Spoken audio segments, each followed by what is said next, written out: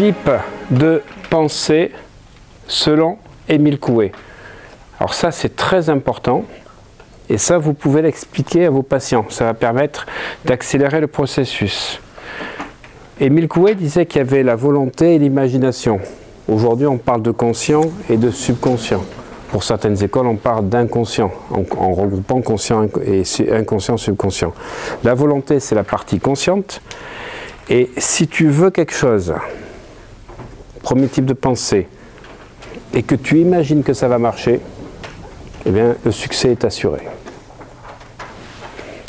Par contre, tu veux quelque chose, et tu as une imagination négative, ben, j'ai une mauvaise nouvelle à vous annoncer, monsieur le client, vous allez échouer. C'est pas mérité, mais c'est la loi inversée.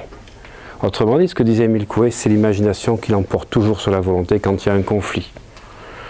Donc, malheureusement, il y a des gens qui font des stages, qui travaillent sur eux, mais ils travaillent sur leur mental pour avoir plus d'envie, de désir, de ci, de là, mais ils portent un ressenti négatif, des émotions négatives, j'appelle ça des peurs, des choses qui font... Je ne sais pas pourquoi je sens que ça ne va pas marcher, mais ça ne marchera pas.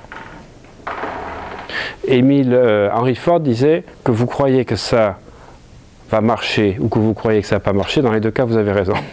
C'est ce que tu crois.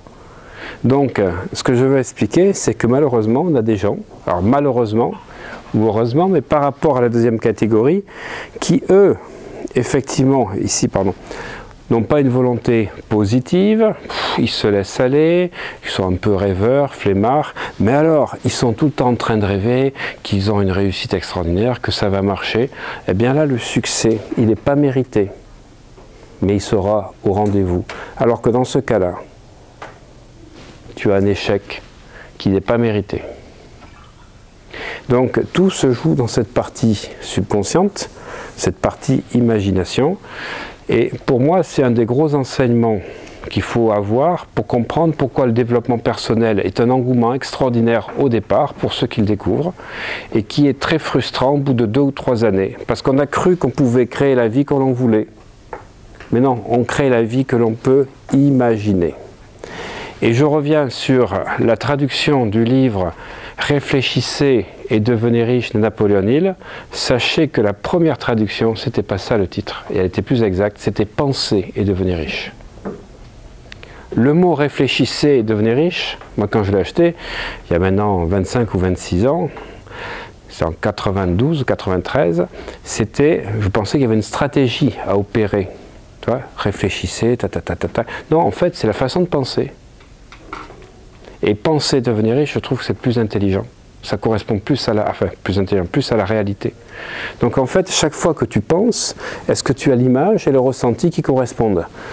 Émotion aussi. Et c'est pour ça que quand les gens me font de longues phrases en cabinet, je dis stop, stop, stop. Ce que vous me dites, est-ce que vous le voyez? Et comment vous le ressentez? Ce que tu dis, ça sert à rien. Là, c'est ton ego qui cherche à te rassurer, qui cherche à montrer un masque. En fait, et c'est ça que je vais faire en clientèle, chaque fois, stop, fermez les yeux. Vous me dites que vous allez monter une société, vous le voyez? Parce que ce que tu ne vois pas, tu ne peux pas le créer pour l'instant. Et quand vous le voyez, ou que vous la voyez, comment vous vous sentez?